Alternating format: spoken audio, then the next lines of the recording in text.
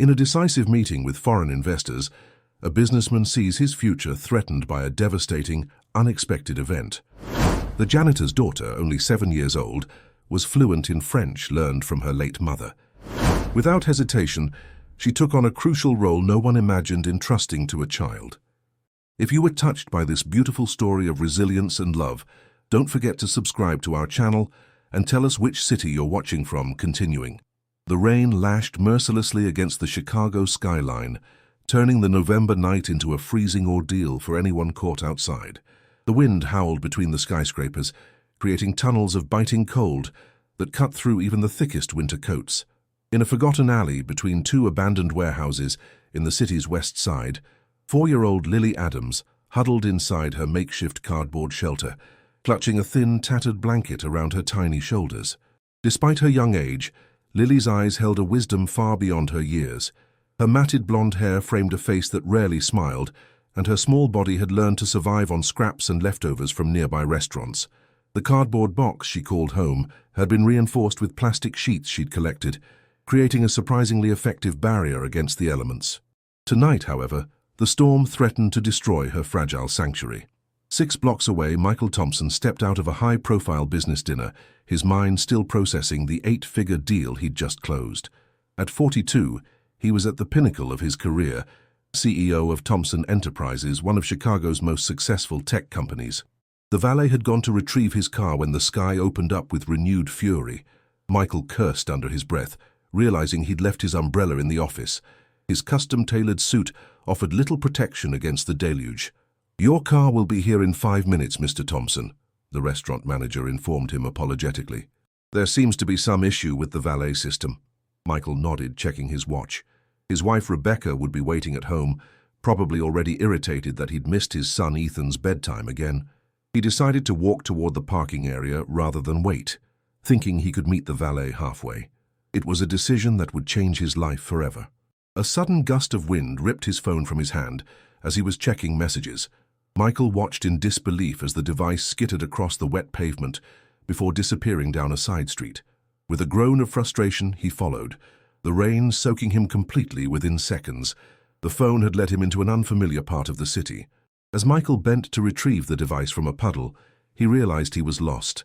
The elegant restaurants and boutiques had given way to boarded-up storefronts and graffiti-covered walls. His expensive shoes squished with each step, and the cold had begun to seep into his bones. Lightning flashed overhead, followed by a deafening crack of thunder that made him flinch. It was then that he noticed a small movement in the shadows of an alley. At first, he thought it might be a cat or some other animal seeking shelter, but as another flash of lightning illuminated the space, he glimpsed what appeared to be a child peering out from behind a large cardboard structure. "Hello?" Michael called out, his voice nearly drowned by the rain. "Is someone there?" Lily had been watching the strange man for several minutes. She'd learned to be wary of adults, especially well-dressed men who wandered into her territory. They usually meant trouble, either police who would try to take her to those horrible foster homes, or worse, people with bad intentions. But something about this man was different. He looked completely out of place, shivering and disoriented, his expensive clothes plastered to his body by the relentless rain. When another thunderclap shook the ground, she saw him jump slightly, and in that moment, he didn't look like a threat. He looked vulnerable, almost as lost as she had felt when she first found herself on the streets. Michael was about to turn away when he heard a small voice. "You're getting all wet." He peered into the darkness, trying to locate the source of the voice. "Hello? Who's there?" After a pause, a tiny figure emerged partially from behind the cardboard structure. Michael's breath caught in his throat.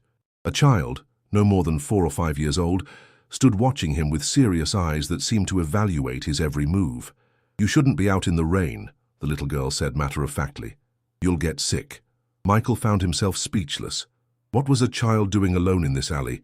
Where were her parents? He took a step forward but stopped when she tensed. "I think I'm lost," he admitted, keeping his distance. "I'm trying to get back to Michigan Avenue." Lily studied him for a moment longer, then made a decision that surprised even herself. She pulled aside a flap of cardboard that served as her door. "You can come in until the rain stops," she offered, her voice quiet but steady. "But you have to sit over there." She pointed to the far side of her small shelter. Michael hesitated, unsure of what to do. The rational part of his brain told him to call the authorities immediately, but his phone was waterlogged and dead.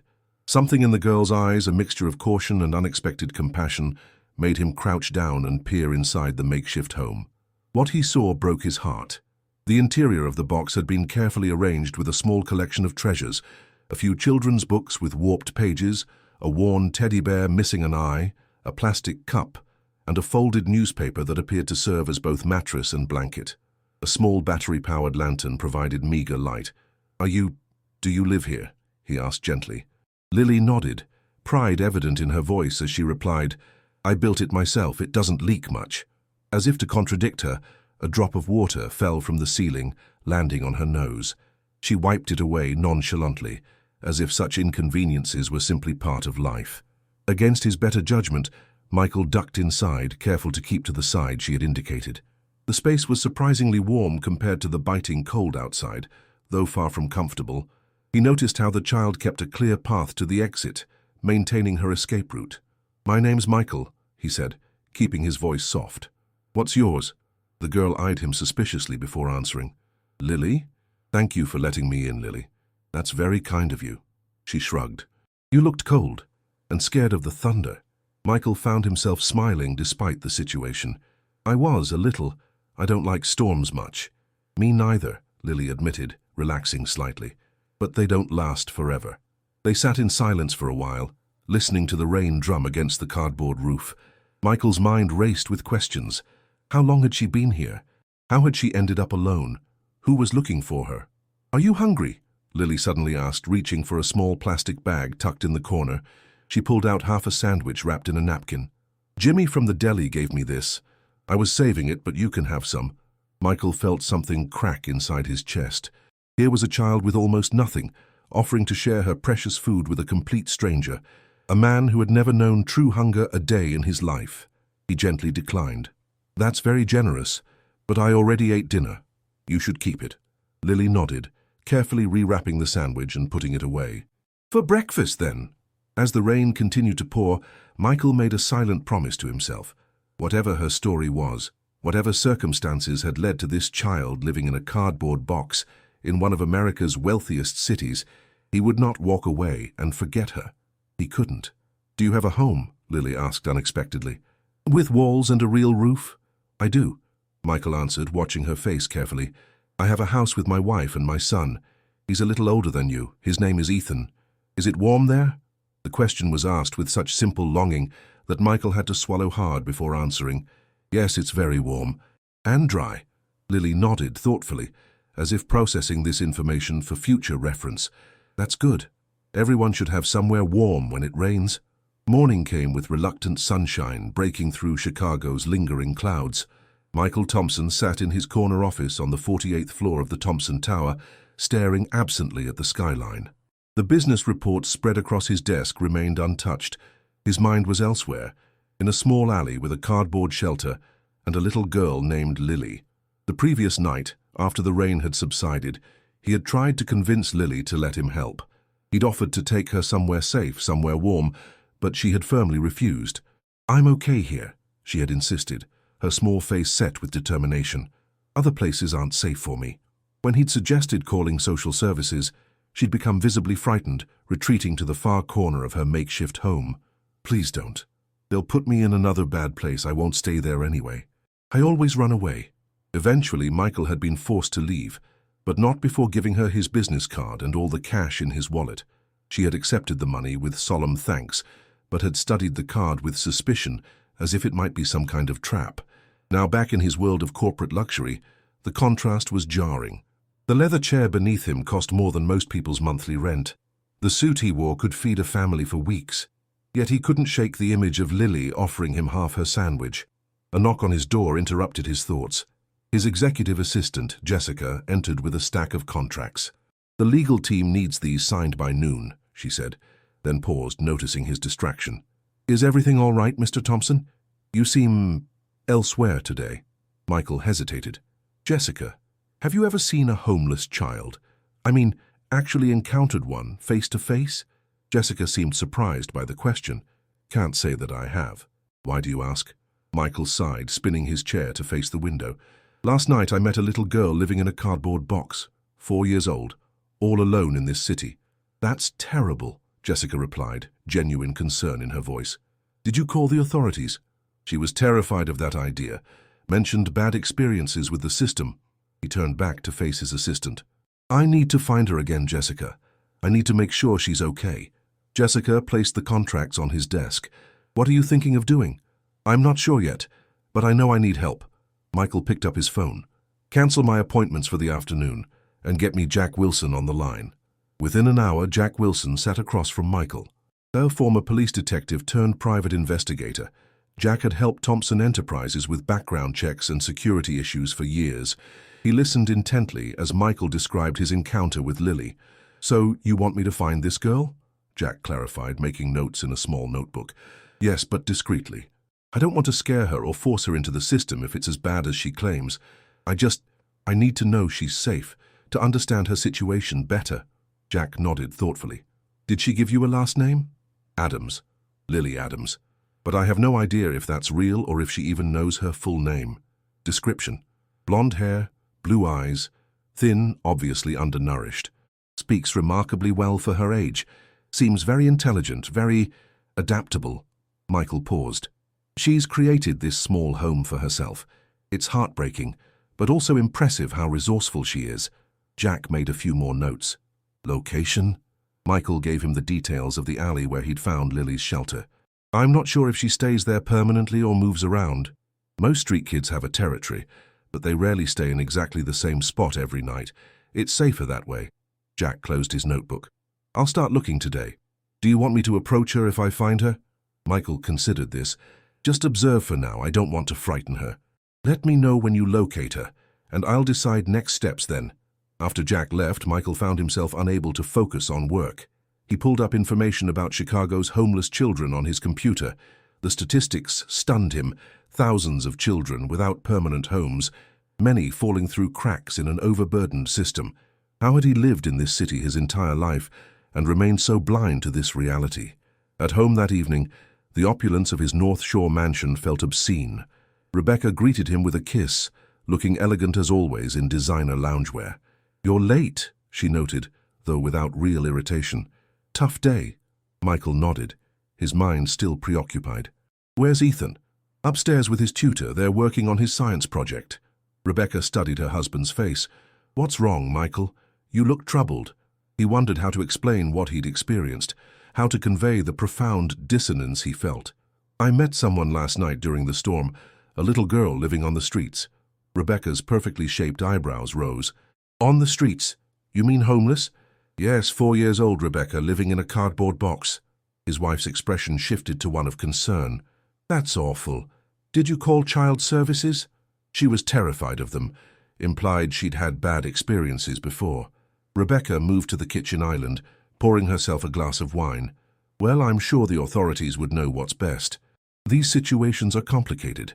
She offered me half her sandwich, Michael said quietly. She had almost nothing, and she offered to share her food with me. Rebecca placed her hand over his. Your compassion is one of the things I love about you, but this isn't your responsibility to fix. Maybe not, but I can't just forget her. Their conversation was interrupted by the thundering of feet down the stairs, as 8-year-old Ethan burst into the kitchen, his face bright with excitement. Dad, you're home! Wait till you see my volcano model. It actually erupts. Michael forced himself to switch gears to be present for his son. That sounds amazing, buddy. Let's see it. As he followed Ethan upstairs, Michael couldn't help comparing his son's life to Lily's. Ethan had never known hunger or cold, never had to fear adults or create shelter from discarded materials. The unfairness of it all was staggering. The next morning, Michael awoke to a text from Jack. Found something. Call me. He slipped out of bed without waking Rebecca and went to his home office to make the call. I've located her territory, Jack reported. She moves between 3 different spots depending on the day and weather. The cardboard shelter is her main place, but she has backup locations. She's known among the homeless community. They call her Little Ghost because she appears and disappears so quickly. Have you seen her? Is she okay? Michael asked anxiously. I observed her from a distance. She seems to have a routine. There's a deli owner who gives her food, A librarian who lets her sit inside and read on cold days without asking questions. She's very careful, very self-sufficient for her age. What about her background? Any information? Jack's voice turned somber. I asked around discreetly. From what I could gather, she's been on the streets for about 6 months. Before that, she was in the foster system, but she kept running away. The system is overwhelmed, so cases like hers sometimes fall through the cracks, especially when the child actively evades authorities. And her parents? Nothing concrete yet.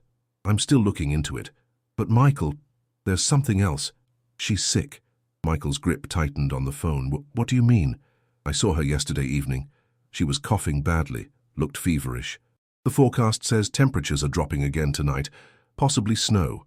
In her condition, Michael didn't need Jack to finish the thought. Keep tracking her. I'm going to find her myself today. He hung up and immediately began making calls, rearranging his schedule. Rebecca appeared in the doorway of his office, her silk robe wrapped around her. What's going on? Who are you talking to so early?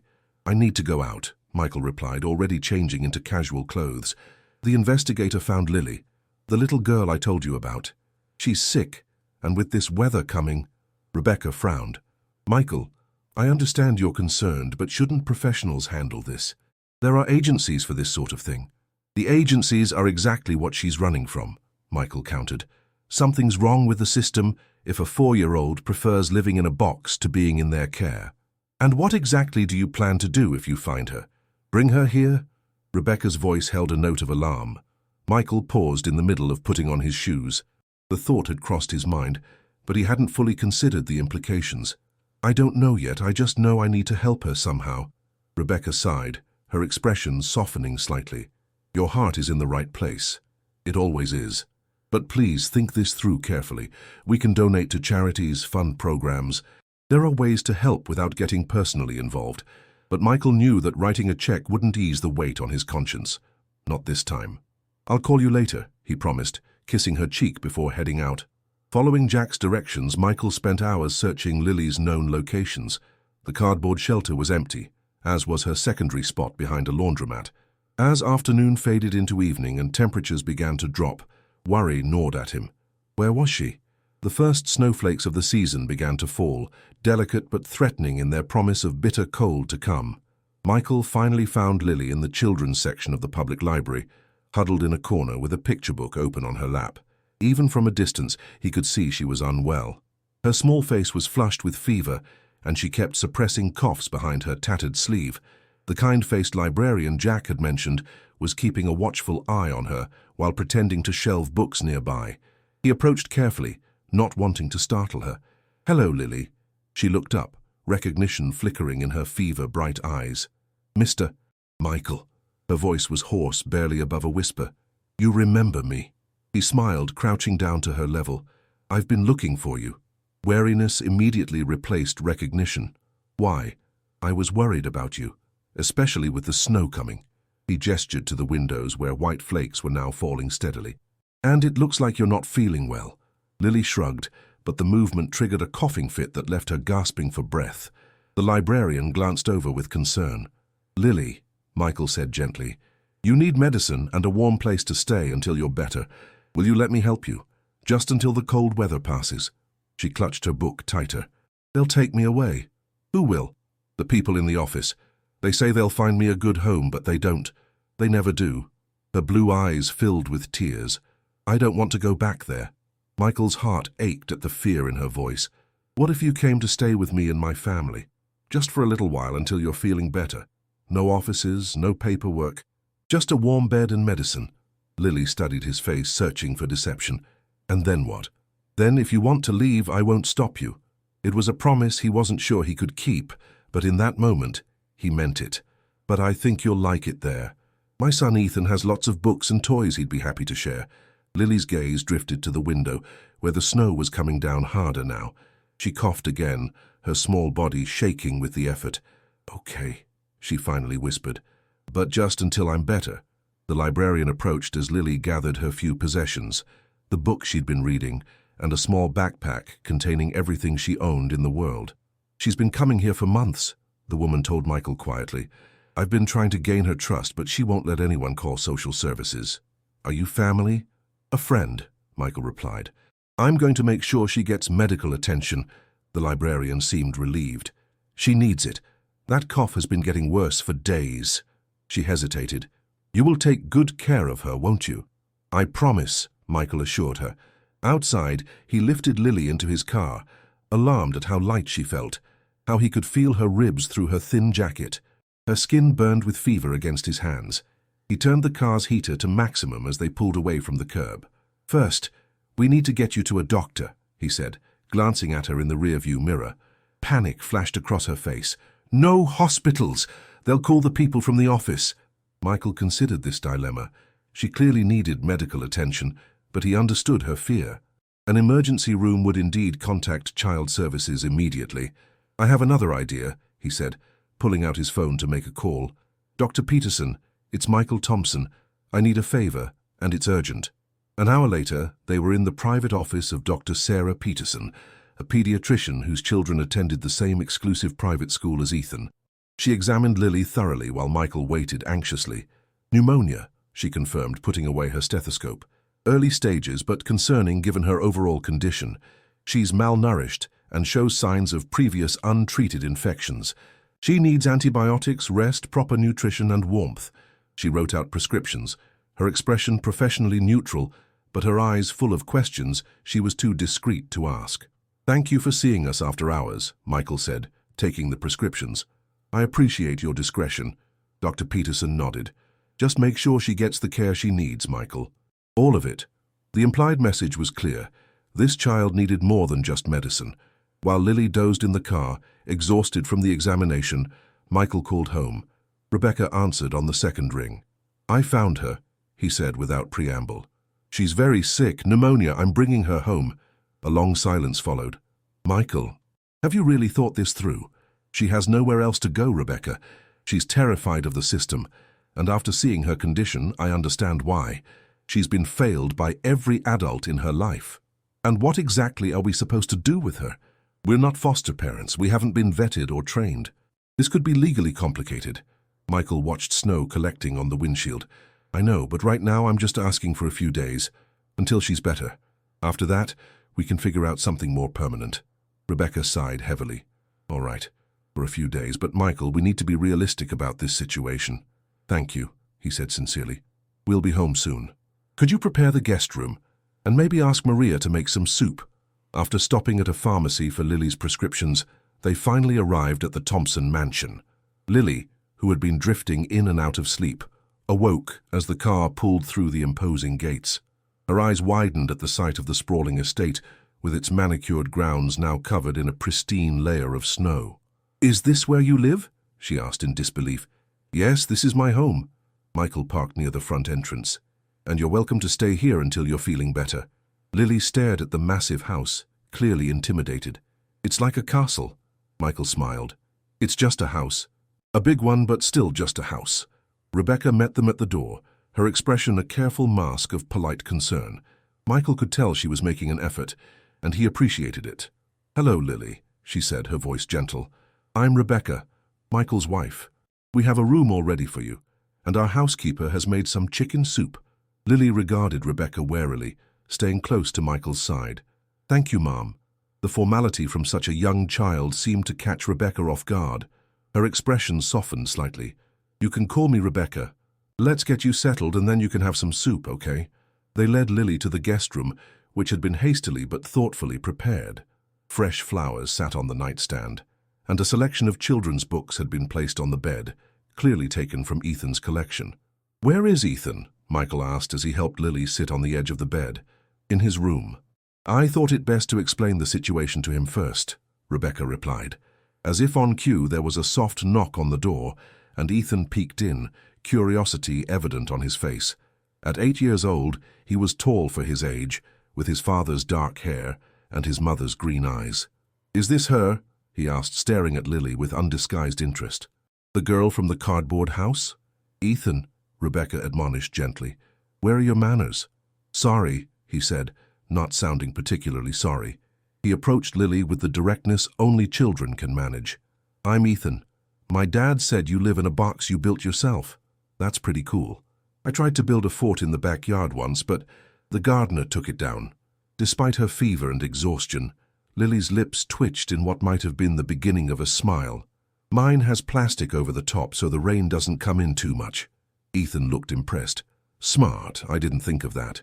He noticed the books on the bed. Oh, those are mine. You can borrow them if you want. The one about the dragon is the best. Rebecca interjected. Ethan, Lily needs to rest now. She's not feeling well. Is that why she's all red? Ethan asked bluntly. Yes, she has a fever, Michael explained, which means she needs medicine, food, and sleep. Ethan nodded seriously. When I had strep throat, Mom let me have ice cream. Maybe Lily can have some too when she feels better. The innocent suggestion seemed to break some of the tension in the room. Rebecca smiled genuinely for the first time since they'd arrived. That's a nice idea, Ethan. Now, let's let Lily get settled. Maria, the Thompsons' housekeeper, brought in a tray with a bowl of soup and a glass of water. She clucked sympathetically at the sight of Lily's thin frame and fever-flushed cheeks. Pobrecita, she murmured. You eat this, Nina. It will help you feel better. After taking her medicine and eating as much soup as she could manage, Lily's eyes began to droop. Michael helped her lie down and Rebecca carefully tucked the blankets around her. Rest now, Michael said softly. You're safe here. As they left the room, leaving the door slightly ajar, Rebecca pulled Michael into their bedroom across the hall. Michael, what have we gotten ourselves into? She whispered. That child is clearly traumatized, and she's been living on the streets for who knows how long. This isn't something that can be fixed with a few nights in a guest room. I know, Michael admitted. But what was I supposed to do? Leave her in that cardboard box to die from pneumonia? The harshness of the word made Rebecca flinch. Of course not. I'm not heartless, Michael. I'm just trying to be practical. What's our end game here? We're not equipped to handle a child with her background and needs. Before Michael could respond, they heard a small noise from the hallway. Ethan stood there, his expression troubled. Is Lily going to die? He asked, his voice small. No, sweetheart, Rebecca rushed to assure him, kneeling to his level. She's sick, but the medicine will make her better.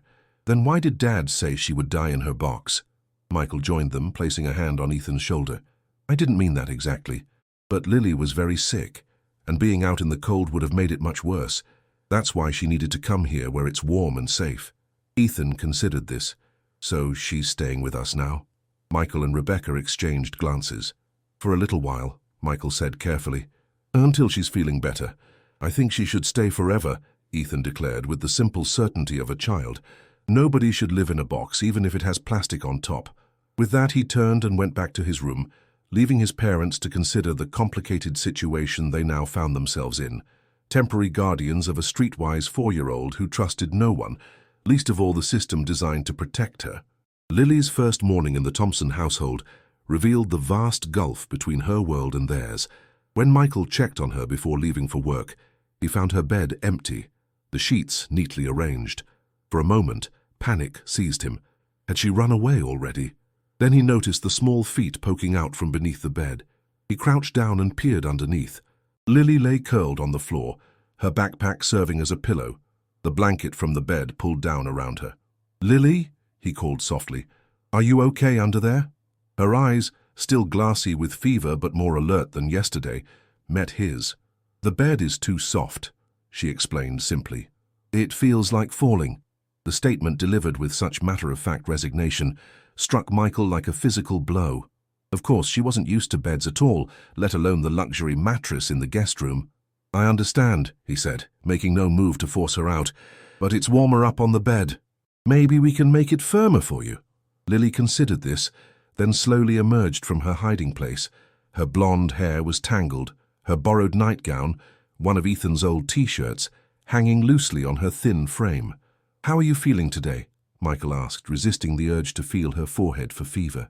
Better, she replied, though her persistent cough suggested otherwise. Maria arrived with a breakfast tray, her kind face lighting up at seeing Lily awake. Good morning, Pequeña.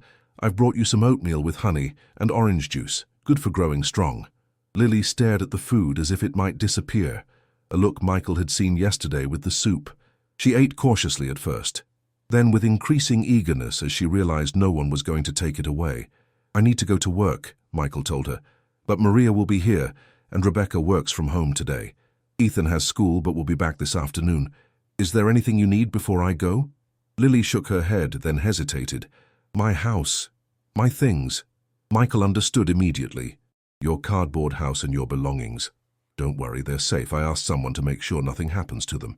This wasn't entirely true. He'd actually instructed Jack to gather her possessions and bring them to the mansion's garage, not wanting anything of hers left vulnerable to theft or weather. But he sensed she needed to believe her independent life was still intact, still waiting for her return. I'll be back this evening, he promised.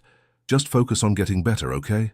As he headed downstairs, Rebecca intercepted him in the hallway, already dressed immaculately in a cream-colored blouse and tailored slacks, her home office attire.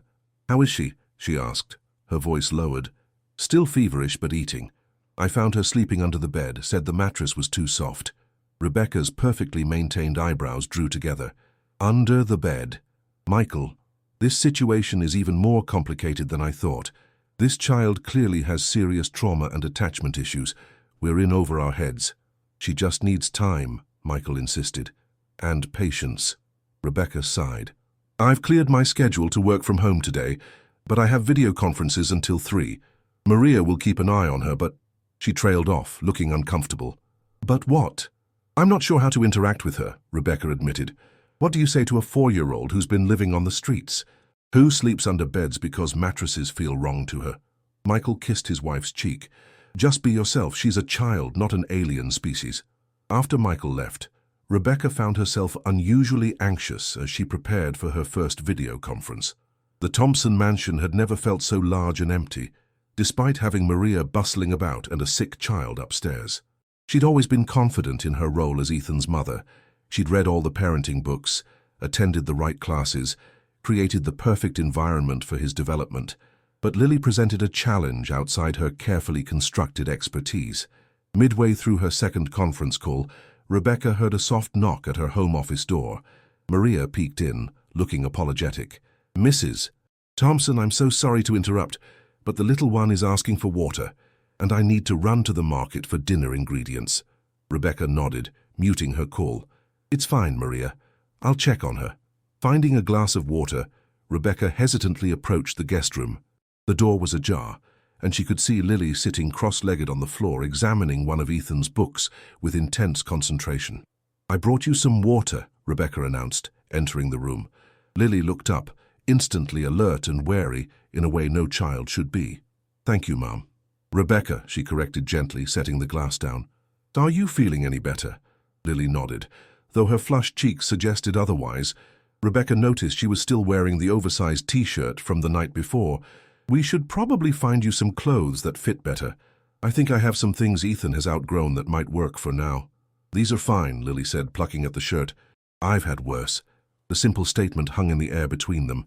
Rebecca felt suddenly acutely aware of her designer outfit, her manicured nails, the expensive perfume she wore even for work-from-home days. Well, let's at least find you some clean ones, she said, covering her discomfort with brisk efficiency. And maybe a brush for your hair. Lily's hand went self-consciously to her tangled blonde locks. It gets knotty. I imagine it does. Would you like me to help you brush it? The offer surprised them both. Lily regarded her suspiciously, as if searching for the hidden trap in this simple kindness. It might hurt, Rebecca added, understanding the source of hesitation. But I'll be gentle, and we can take breaks if needed. After a long moment, Lily gave a tiny nod. Rebecca retrieved a soft bristled brush from her bathroom and returned to find Lily had moved to sit on the edge of the bed, her back straight, feet dangling well above the floor. Rebecca approached slowly as one might a skittish animal. She began brushing with extreme gentleness, working from the ends up as she'd done for Ethan when his hair had been longer. The tangles were formidable, evidence of weeks or months without proper care. My mom used to brush my hair, Lily said suddenly, breaking the silence. Before she went away. Rebecca's hand stilled momentarily. Where did she go? Lily shrugged, a gesture too old and resigned for her small shoulders. Don't know. She said she'd come back. She didn't. Rebecca resumed brushing, her throat tight with unexpected emotion. I'm sorry to hear that, Lily. It's okay. It was a long time ago. A long time ago. From the mouth of a 4-year-old. Rebecca wondered what constituted a long time in Lily's young life. 6 months? A year? How long had this child been fending for herself? What about your father? Rebecca asked cautiously. Never had one, Lily replied simply. By the time Rebecca had worked through all the tangles, Lily's hair had transformed into soft, pale gold waves. The child looked younger somehow, more vulnerable without the shield of unkempt hair partially hiding her face. There, Rebecca said, setting the brush aside. All done. That wasn't so bad, was it? Lily touched her hair wonderingly. It feels different. Different good or different bad? Just different. Lily's stomach growled audibly, interrupting the moment. Rebecca glanced at her watch, surprised to find it was already past noon. You must be hungry. Let's find you something to eat while Maria is out. In the kitchen, Rebecca realized another challenge. What did one feed a formerly homeless child with pneumonia? The refrigerator was stocked with organic produce, artisanal cheeses, and gourmet leftovers, none of which seemed quite right. What would you like to eat? She asked Lily, who stood uncertainly in the doorway of the enormous chef's kitchen. Anything is okay, Lily replied, her eyes roaming over the gleaming appliances and marble countertops with a mixture of awe and apprehension. Rebecca settled on making grilled cheese sandwiches, simple comfort food that seemed appropriate. As she prepared them, Lily watched her every move with fascination. You have a lot of food, she observed, eyeing the well-stocked refrigerator. Yes, we do, Rebecca acknowledged, feeling strangely self-conscious about their abundance. Do you ever run out? The question, asked so innocently, made Rebecca pause. No, she admitted. We never do. That must be nice, Lily said thoughtfully. Not having to worry. The comment hung in the air as Rebecca placed the sandwiches on plates. It struck her that this child understood something fundamental about privilege that most adults in her social circle never acknowledged, the luxury of not having to worry about basic necessities. They ate in the breakfast nook, sunshine streaming through large windows that overlooked the snow-covered garden. Lily ate her sandwich methodically, as if savoring each bite, occasionally glancing outside at the pristine white landscape. It's pretty, she said, indicating the snow. But cold. Very cold, Rebecca agreed. Which is why you're better off in here until you're well again. Lily nodded, but something in her expression suggested she was already calculating when well again might be, and what would happen afterward. The afternoon passed slowly. Lily dozed off and on, her body fighting the infection. Rebecca checked on her between calls, administering medicine and ensuring she drank enough water. By the time Ethan arrived home from school, bursting through the door with his usual exuberance, Rebecca found herself exhausted in a way her busy professional life rarely left her. Is Lily still here? Were Ethan's first words as he shrugged off his coat. Is she feeling better? Can I see her? Yes, she's still here, and yes, you can see her, but quietly, Rebecca cautioned. She's been resting. Ethan dashed upstairs, his backpack abandoned in the entryway. Rebecca followed more slowly, concerned about what interaction between the two children might look like. Ethan had always been social and outgoing, but he'd never encountered someone from Lily's circumstances before. She found them in the guest room, Ethan sitting cross-legged on the floor, enthusiastically showing Lily his tablet. This game is super cool, he was saying, demonstrating something involving colorful animated characters. You just tap here, and then the dragon breathes fire and... He broke off as Rebecca entered. Mom, can Lily play my tablet? I'll show her how. Before Rebecca could respond, Lily spoke up. I know how tablets work. The library has them. Both Thompsons looked surprised. You've used tablets before? Rebecca asked. Lily nodded. The library lets kids use them. I'm good at the alphabet games, Ethan grinned. See, Mom, she already knows how. Can she play with mine, please? Rebecca hesitated. The tablet was expensive, and Ethan was usually protective of his technology. Are you sure you want to share it? Yeah, I can show her all my favorite games. The simple generosity in her son's offer touched Rebecca. All right, but not for too long. Lily still needs to rest, and you have homework. She left them together, Ethan already demonstrating a new game, Lily watching with cautious interest. Downstairs, Rebecca found herself standing in the entrance hall, suddenly overwhelmed by the day's events and emotions. What had started as a temporary act of charity, allowing Michael to bring home a sick homeless child, had become something more complicated. In just one day, Lily had gone from an abstract problem to a real child with a history, preferences, and a startling resilience that both impressed and disturbed Rebecca. The sound of the front door opening pulled her from her thoughts.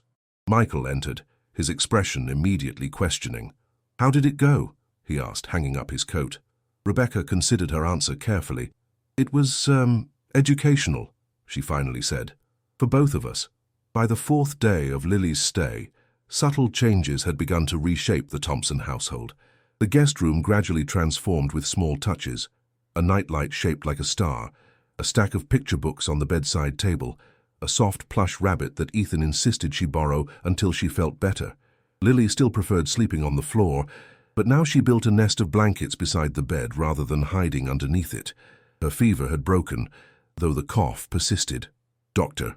Peterson had visited again, pronouncing her on the mend, but emphasizing the need for continued rest and proper nutrition. What had started as a temporary emergency measure was evolving into something less defined, a liminal space between crisis and resolution that no one in the family quite knew how to navigate. Rebecca found herself observing Lily with growing fascination. The child had survival skills that were both impressive and heartbreaking. She never wasted food, always knew where the exits were in any room, and could disappear from sight with unsettling quickness when strangers arrived at the house. Yet alongside this streetwise vigilance, glimpses of ordinary childhood emerged. Her delight in bubble baths, her concentration when coloring, her gradual willingness to accept comfort when the coughing fits left her exhausted. On this particular morning, Rebecca was working in her home office when she heard laughter from downstairs, a sound so unexpected that she paused in the middle of an email.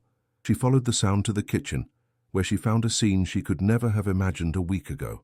Lily stood on a step stool at the kitchen island, her small hands covered in flour.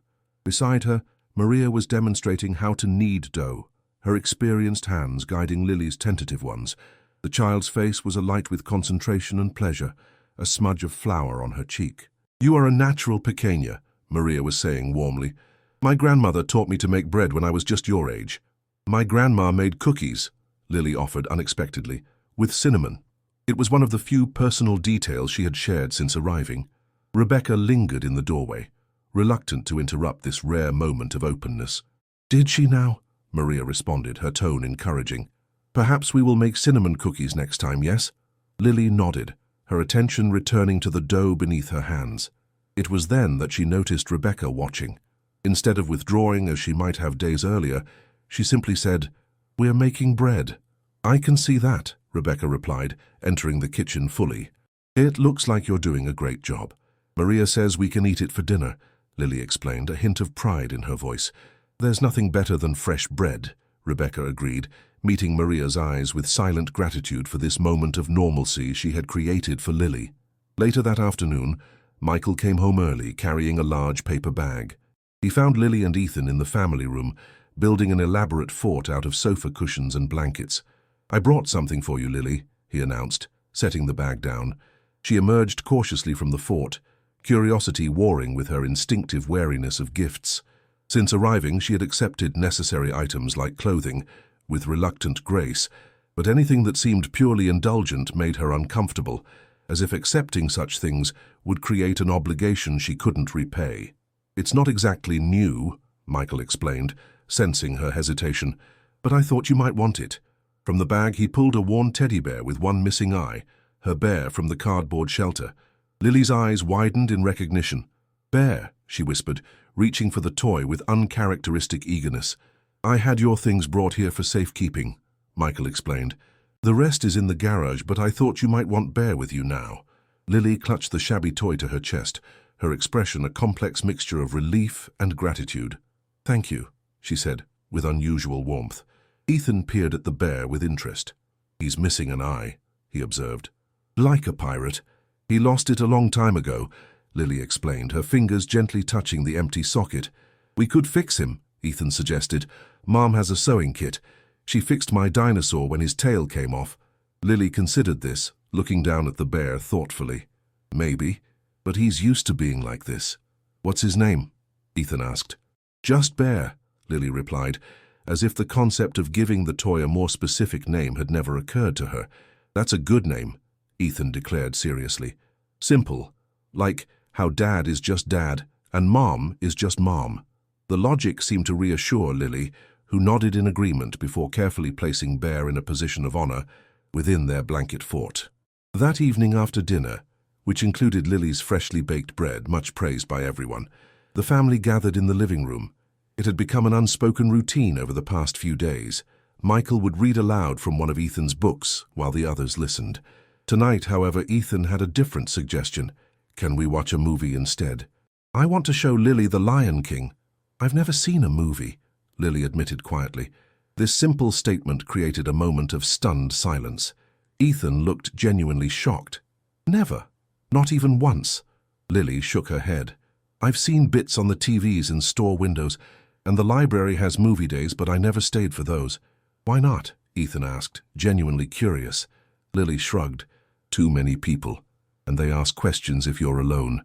Another reminder of her solitary existence before joining their household. Michael and Rebecca exchanged glances, a wordless communication passing between them. Well then, The Lion King it is, Michael declared, reaching for the remote. It's a classic, you'll love it. As the movie began, Lily sat stiffly on the edge of the sofa, Bear clutched in her arms.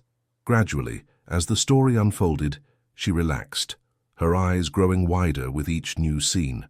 By the time Simba was singing about being king, she had unconsciously moved closer to Ethan, who was providing running commentary about his favorite parts. When Mufasa confronted the hyenas to save his son, Lily leaned over to Ethan. He's a good dad, she whispered. He protects his family. Ethan nodded in agreement. Yeah, just like my dad. Lily glanced at Michael, considering this comparison with serious contemplation. Michael pretended not to notice, but his heart tightened in his chest. The cave scene came next, and Lily's face reflected the wonder of the colorful animation. But when Scar's betrayal unfolded, her expression changed dramatically. She tensed, pulling Bear closer to her chest, her eyes filling with tears as Simba tried desperately to wake his father. Rebecca, noticing her distress, moved to sit beside her. Are you okay, Lily? We can turn it off if it's too sad. Lily shook her head determinedly, though a tear had escaped down her cheek. I want to know what happens. It gets happier, Ethan assured her. I promise. As the movie continued, Lily remained engrossed, occasionally asking Ethan quiet questions about the characters. When Simba finally returned to Pride Rock to reclaim his rightful place, she broke into a genuine smile, the first full, unguarded smile any of them had seen from her. As the credits rolled, she turned to Ethan with solemn conviction.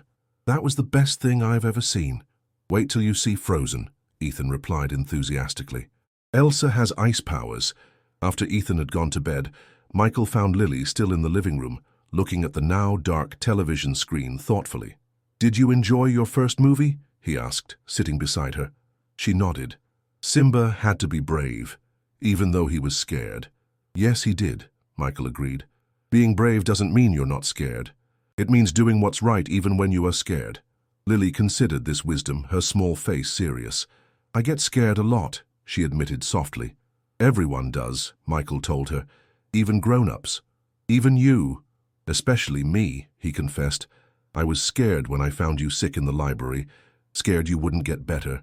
She studied his face, searching for the truth in his words. But you helped me anyway. Because it was the right thing to do, he explained. Just like you helped me during the storm, even though I was a stranger. This comparison seemed to resonate with her. She looked down at Bear, adjusting his position in her arms. Ethan says you're a good dad, like Mufasa. The innocent comparison brought a lump to Michael's throat. I try to be, he said, for Ethan, and for you while you're here with us. Lily didn't respond directly, but she leaned slightly against Michael's arm, the first time she had initiated physical contact with any of them. He remained perfectly still, afraid that any movement might cause her to withdraw. Time for sleep, Rebecca announced gently from the doorway, having given them a few minutes together. You're still recovering, remember? As Rebecca led Lily upstairs, Michael remained on the sofa, trying to process the complex emotions swirling within him. What had begun as an impulsive act of charity was becoming something far more profound. In just a few days, this small, wounded, resilient child had worked her way into their lives in ways he hadn't anticipated. Later that night, he and Rebecca spoke quietly in their bedroom. She's opening up, Michael observed. Slowly, but it's happening. Rebecca nodded, her expression thoughtful as she applied moisturizer to her hands, a nightly ritual. I was thinking today about how much she's changed just in these few days. She laughed, Michael.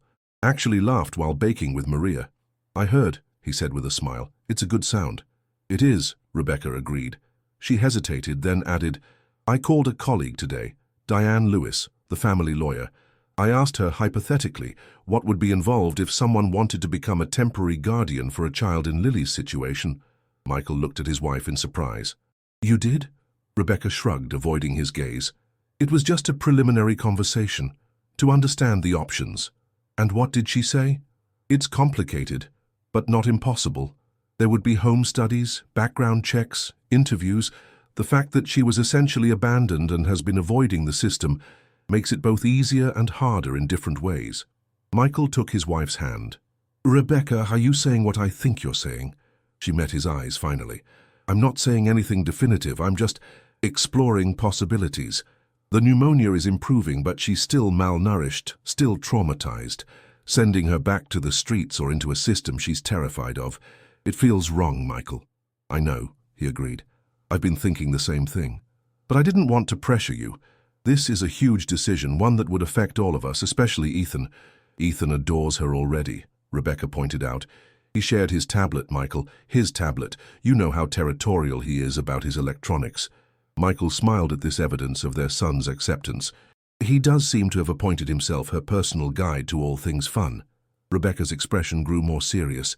But we need to be realistic. Lily isn't just any child. She has deep trauma, trust issues, and who knows what else from her time on the streets. We don't know anything about her family history beyond the fragments she's shared. Are we really equipped to handle all that? No one is fully equipped for parenthood, Michael replied thoughtfully. We certainly weren't when Ethan was born. We learned as we went along. This is different. Yes and no, Michael countered. Different circumstances, different challenges. But at its core, it's about caring for a child who needs us. And for whatever reason, Lily found her way to us. Rebecca was quiet for a long moment, considering his words. I think we should talk to Dr. Peterson about recommending a child psychologist. If, and it's still a big if, we pursue this, Lily will need professional support, and so will we. Agreed, Michael said, relieved that they were at least on the same page about continuing to help Lily. One step at a time. As they prepared for sleep, Michael's thoughts kept returning to the image of Lily's smile during the movie. Bright, genuine, transformative. It was a glimpse of who she could be, given safety, stability, and love. The kind of childhood every child deserved. In the guest room across the hall, Lily lay in her nest of blankets on the floor, bare clutched against her chest. For the first time in longer than she could remember, she fell asleep without fear of what the night might bring, without the vigilant part of her brain remaining alert for danger. Instead, colorful images from the movie danced behind her eyelids, and the memory of Michael's words echoed in her mind. Being brave doesn't mean you're not scared. It means doing what's right, even when you are scared. 2 weeks had passed since Lily first arrived at the Thompson home. Winter had settled fully over Chicago, transforming the city into a glittering, frigid landscape. Inside the mansion, however, warmth prevailed. Not just from the state-of-the-art heating system, but from the connections gradually forming between its inhabitants. Lily's health had improved significantly. The pneumonia had retreated, leaving only an occasional cough as a reminder. Her thin frame had begun to fill out with regular nutritious meals, and the shadowed wariness in her eyes had softened, though it never completely disappeared. She had even started sleeping in the bed, though she still arranged pillows around herself like a protective fortress. Michael and Rebecca had begun preliminary discussions with their family lawyer about legal guardianship options. The complexities were daunting: Lily's lack of documentation, her time off the grid, the unknown status of her mother, but not insurmountable. Dr. Benjamin Harris, a child psychologist recommended by Dr. Peterson, had started weekly sessions with Lily, gently helping her process her experiences and adjust to her new environment. It was during one of these sessions, conducted in the sunlit conservatory while Rebecca worked in her office and Michael was at the company, that the doorbell rang. Maria answered it to find 3 people standing on the doorstep. A professionally dressed woman who introduced herself as Vanessa Roberts from Child Protective Services, a uniformed police officer named Officer Williams, and a man in a suit who presented credentials identifying him as a court-appointed child advocate, James Miller. "We're here regarding a child named Lily Adams, Ms." Roberts stated firmly. We have information that she is currently residing at this address without proper legal guardianship. Maria's face registered alarm before she carefully composed herself. Mrs. Thompson is home. Please wait here while I inform her. Rebecca was in the middle of a conference call when Maria knocked urgently at her office door. One look at the housekeeper's face told her something was seriously wrong. Please excuse me for a moment, she told her colleagues, muting the call. What is it, Maria? Child Services is here, Maria whispered. With police. They're asking about Lily. Rebecca felt as though the floor had dropped away beneath her. They had been planning to approach the authorities themselves, but on their own terms, with their lawyer present and preparations in place. Someone had reported Lily's presence in their home before they were ready. Where is Lily now? Rebecca asked, already standing and smoothing her skirt with trembling hands. With Dr. Harris in the conservatory. Good. Please ask them to continue their session. I'll handle this. Rebecca took a deep breath to compose herself before heading to the foyer. The three visitors waited with varying expressions of official concern and suspicion. I'm Rebecca Thompson, she introduced herself with forced calm. I understand you're here about Lily. Yes, Mrs. Thompson, Ms. Roberts replied. We received an anonymous report that you and your husband have been harboring a minor without legal authorization. We need to speak with the child and assess the situation immediately. The word harboring stung like an accusation. Lily is currently in a therapy session with Dr. Benjamin Harris, a licensed child psychologist. I'd be happy to discuss the situation with you in the meantime. The officer, who had remained silent until now, spoke up. Ma'am, we need to verify the child's welfare directly. Of course, Rebecca agreed, struggling to maintain her composure, but I would ask that you allow her session to finish. It would be traumatic to interrupt, Doctor. Harris is helping her process significant trauma from before she came to us. The child advocate, Mr. Miller, studied Rebecca thoughtfully. Perhaps Mrs. Thompson could explain how Lily came to be in their care while we wait. That might provide helpful context. Rebecca led them to the formal living room, a space rarely used by the family, but perfect for this unexpectedly official meeting.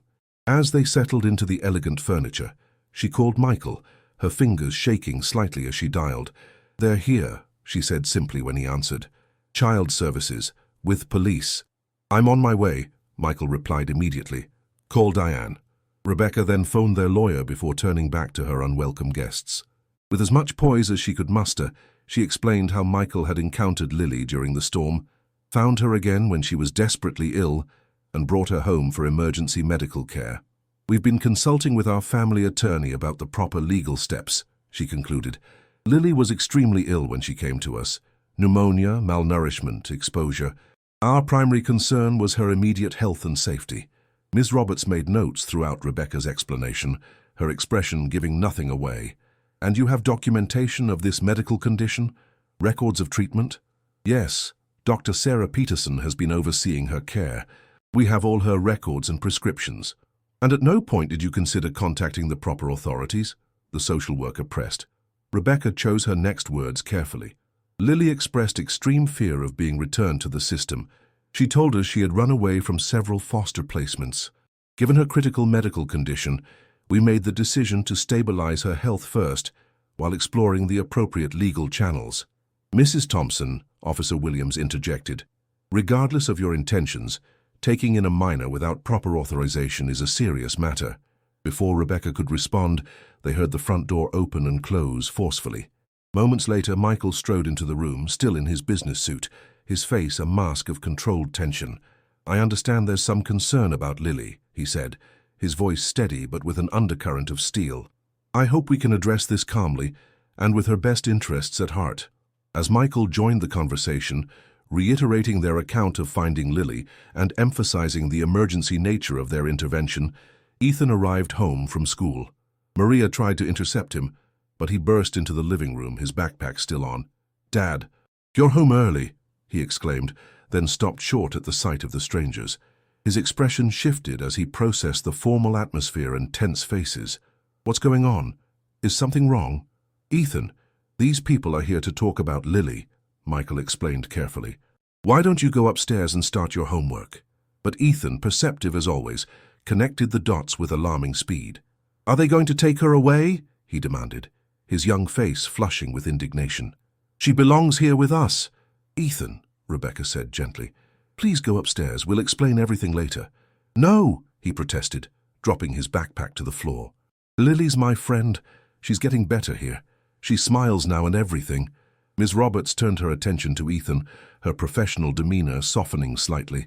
You've become friends with Lily? Yeah, Ethan answered, his chin jutting out defensively. She's like my little sister now. She helps me build forts and we watch movies, and I'm teaching her how to play video games. I see, Ms. Roberts said, making another note. And how does Lily seem to you? Is she happy here? She was scared at first, Ethan admitted. She hid under the bed and didn't talk much, but now she's different. She laughs at my jokes, and she's really smart. She learns things super fast. The innocent testimony seemed to affect all three officials. Mr. Miller, the child advocate, exchanged a glance with Ms. Roberts. I think we should speak with Lily now, he suggested, and perhaps Dr. Harris as well, since he's already here. At that moment, Maria appeared in the doorway with Dr. Harris. The psychologist assessed the situation quickly, his experienced eyes taking in the official visitors and the Thompsons' tense postures. I understand you're here regarding Lily, he said, addressing the group. I'm Dr. Benjamin Harris, Lily's psychologist. She's in the conservatory. I've explained to her that there are people here who need to speak with her, but I should warn you that she's extremely sensitive to perceived threats. Approaching her with too much authority or pressure could trigger a significant trauma response. Ms. Roberts stood. I appreciate your professional input, Dr. Harris, but we need to conduct our own assessment. Of course, he agreed. I'm simply suggesting that we proceed with appropriate caution for a child with her history. The group moved toward the conservatory, with Dr. Harris leading the way. Rebecca felt her heart pounding as they approached. How would Lily react? Would this undo all the progress they'd made in helping her feel safe? They found Lily sitting cross-legged on a cushioned wicker chair, drawing with colored pencils. She looked up as they entered, her expression instantly shifting from relaxed concentration to alert wariness. Her eyes darted from the strangers to the Thompsons, calculating, assessing. Lily, Dr. Harris said gently, these people need to talk with you for a little while. They're here to make sure you're being taken care of properly. Lily put down her pencil slowly, her small body tensing. When she spoke, her voice was quiet but clear. Are you taking me away? The directness of the question seemed to catch Ms. Roberts off guard. We're here to make sure you're somewhere safe, Lily. Somewhere that's best for you. I am somewhere safe, Lily replied, her gaze moving to Michael and Rebecca. I'm getting better here. We understand you've been very sick, Mr. Miller said, crouching down to her level, and that Mr. and Mrs. Thompson have been taking care of you. Can you tell us how that's been? Lily regarded him cautiously. They gave me medicine when I was sick, and food. I have my own room with books. Ethan shares his toys with me. And before you came here, Ms. Roberts asked, can you tell us where you were living? Lily's expression closed like a shutter. Different places. By yourself?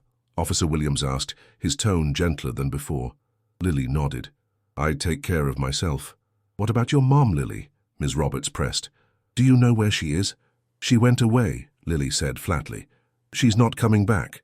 And have you stayed with other families before? Foster families? At this, Lily's face darkened. They were bad places. They didn't want me. Just the money. The blunt assessment delivered in her childish voice created a heavy silence in the room. Rebecca felt tears pricking at her eyes and blinked them back fiercely. Lily, Michael said softly, no one is going to make any decisions right now.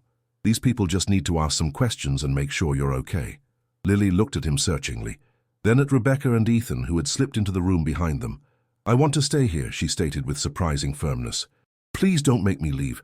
Ethan moved to stand beside her chair. If she has to go, I'm going too, he declared, placing a protective hand on Lily's shoulder. We're family now. The simple declaration hung in the air, powerful in its childish certainty. Ms. Roberts exchanged looks with her colleagues, then addressed the Thompsons. We'll need to conduct a formal home study and interview each of you separately. There will be background checks, financial disclosures, and character references required. This is a highly irregular situation. We understand, Michael replied. We are prepared to comply with whatever is necessary. In the meantime, Mr.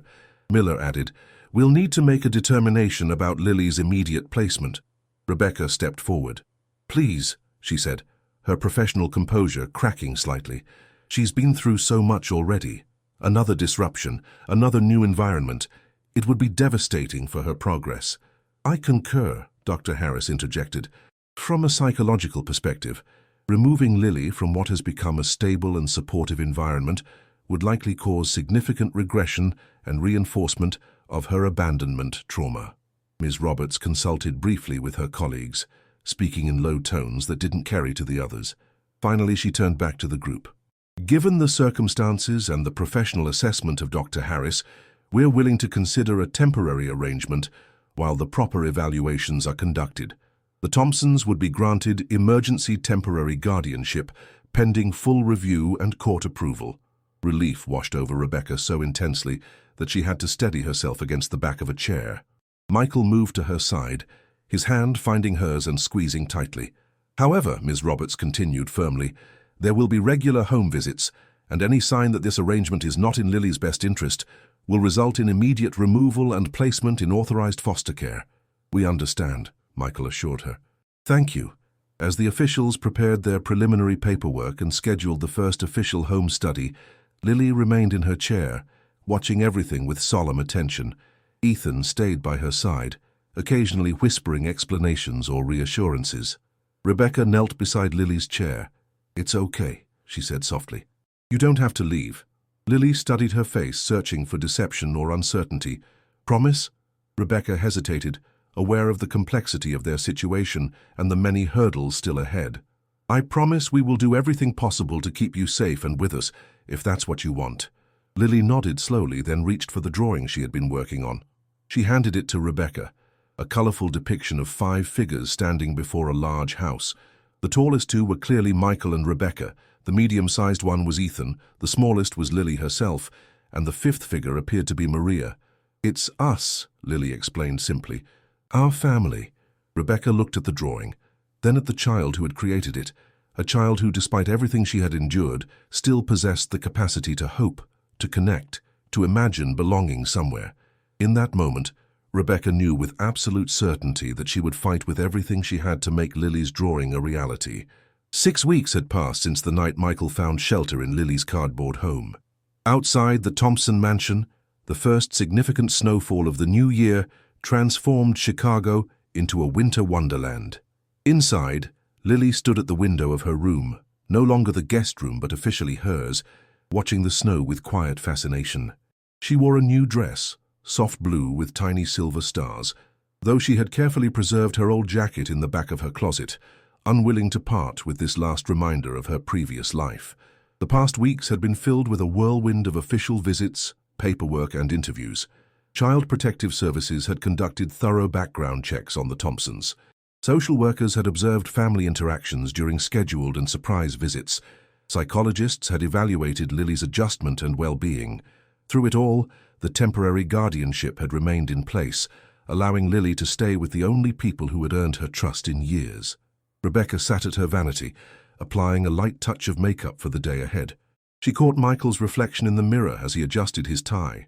Nervous? She asked, though she already knew the answer.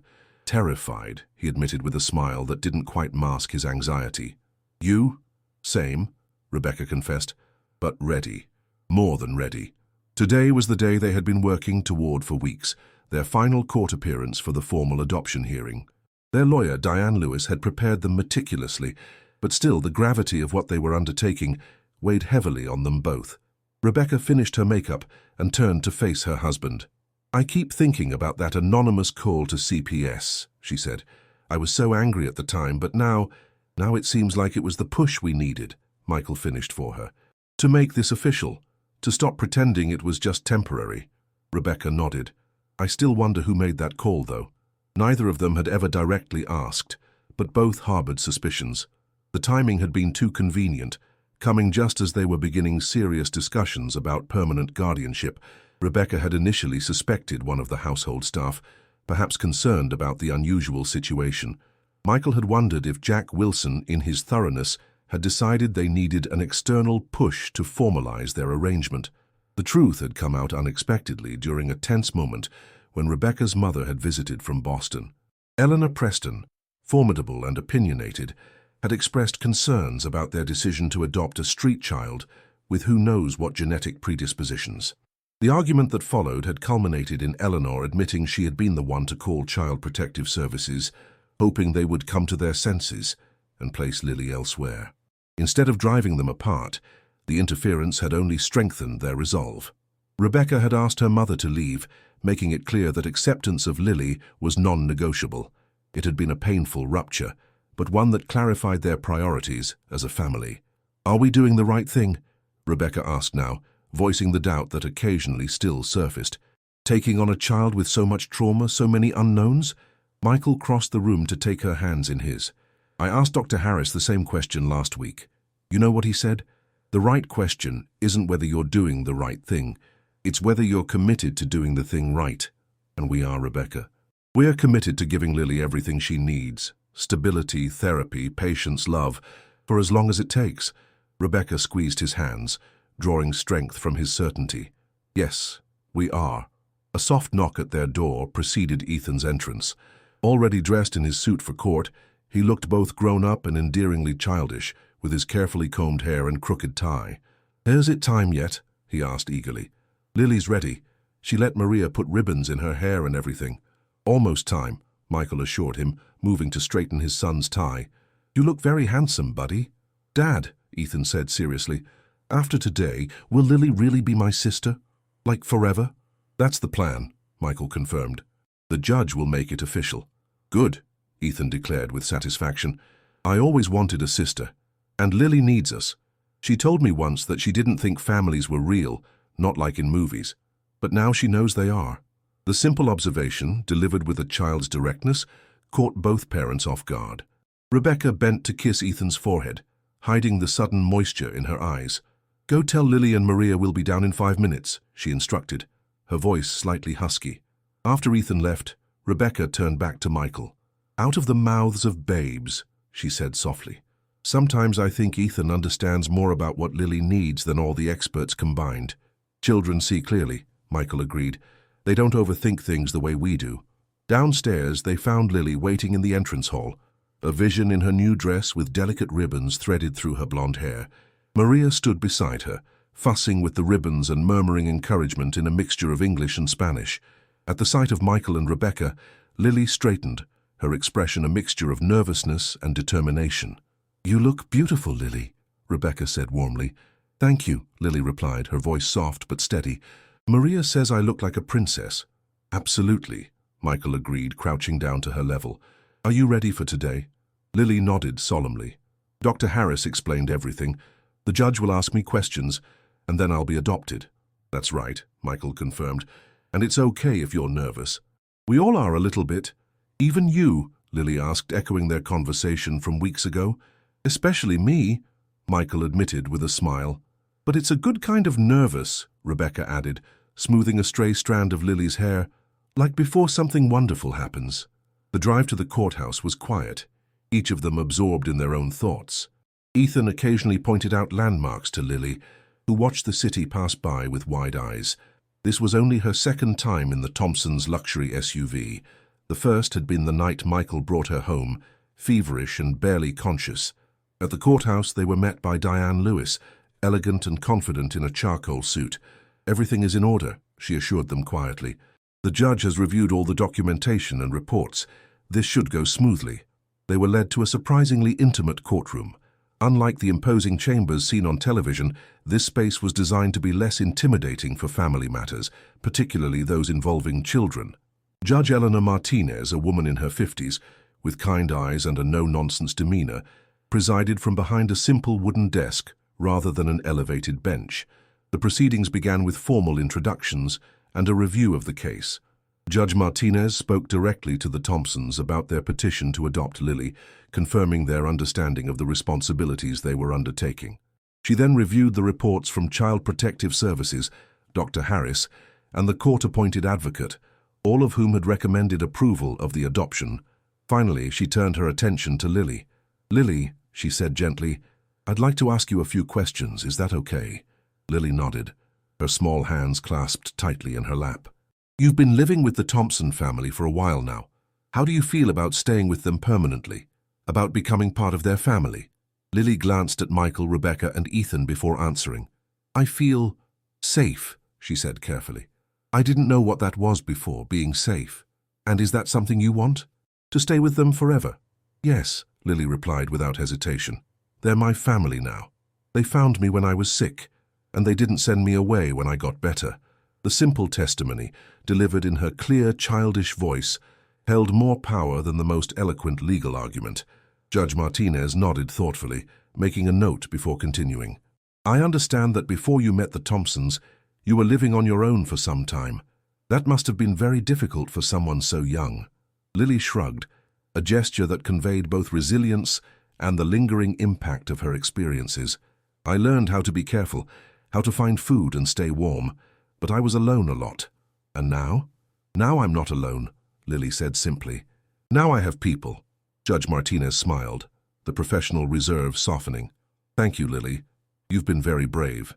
She turned her attention back to the legal documents before her, reviewing them one final time before looking up at the family. Based on the evidence presented, the recommendations of all involved professionals, and most importantly the clear wishes of the child, I am pleased to approve this petition for adoption. From this day forward, Lily Adams will be legally known as Lily Thompson, with all the rights, privileges, and protections that entails. She signed the final decree with a flourish, then smiled at the newly official family of 4. Congratulations to all of you. These are my favorite kinds of cases, when the system works as it should to create a family that clearly belongs together. Outside the courtroom, the reality of what had just occurred began to sink in. Ethan was the first to react, pumping his fist in the air with an enthusiastic yes that echoed in the marble hallway. Michael and Rebecca exchanged glances of profound relief and joy before Rebecca knelt to embrace Lily. Welcome to the family officially, she whispered, her voice thick with emotion. Lily returned the embrace with surprising strength, her small arms wrapping tightly around Rebecca's neck. When she pulled back, her blue eyes were serious but glowing with a light that had been absent when they first met her. Does this mean I can call you Mom now? She asked quietly. And Michael can be Dad? The question, so hesitantly offered, brought tears to Rebecca's eyes. Yes, sweetheart, if that's what you want. I do, Lily confirmed. I've been practicing in my head. Michael joined them, placing one hand on Lily's shoulder and the other on Rebecca's. Then it settled. We're Mom and Dad now. And I'm your brother, Ethan added importantly, which means I get to teach you all the important stuff, like how to play video games and which cereals have the most sugar. Lily giggled, a sound that had become more frequent in recent weeks, but still held the power to delight everyone who heard it. As they left the courthouse, snow began to fall again, large flakes drifting lazily from a pearl-gray sky. Lily tilted her face upward, watching the snowflakes with wonder. It's so different from the last time it snowed, she observed. How so? Michael asked, helping her into her coat. Last time, I was scared of the snow. It meant being cold all night. She extended a mittened hand to catch a snowflake. Now it's just pretty. The simple observation captured how profoundly her life had changed. Michael felt a renewed surge of gratitude for that stormy night that had brought them together, for Lily's unexpected act of kindness in offering him shelter, and for whatever twist of fate had allowed him to find her again when she needed him most. Back at home, Maria had prepared a celebration dinner with all of Lily's favorite foods, macaroni and cheese, roasted chicken, and chocolate cupcakes with rainbow sprinkles. The dining room had been decorated with balloons and a banner reading, "Welcome home, Lily," in colorful letters. As they enjoyed the feast, Michael raised his glass in a toast. To our family. Not perfect, but perfectly ours. To family, the others echoed, Lily and Ethan clinking their juice glasses enthusiastically. Later that evening, after Ethan had gone to bed, Michael and Rebecca found Lily in the conservatory, looking at the snow-covered garden illuminated by outdoor lights. Can't sleep? Rebecca asked, joining her by the window. Lily shook her head. Thinking too much. About what? Michael inquired gently. About everything, about before. She turned to look at them both. My old mom said she'd come back for me. She promised, but she didn't. The painful memory, shared without self-pity, broke Rebecca's heart. She and Michael had learned fragments of Lily's history over the weeks, enough to piece together a story of neglect, broken promises, and eventual abandonment that had led to her life on the streets. Sometimes people make promises they can't keep, Rebecca said carefully. Not because they want to hurt us, but because they have their own problems they can't solve. Lily considered this. Like being sick? Or not having money?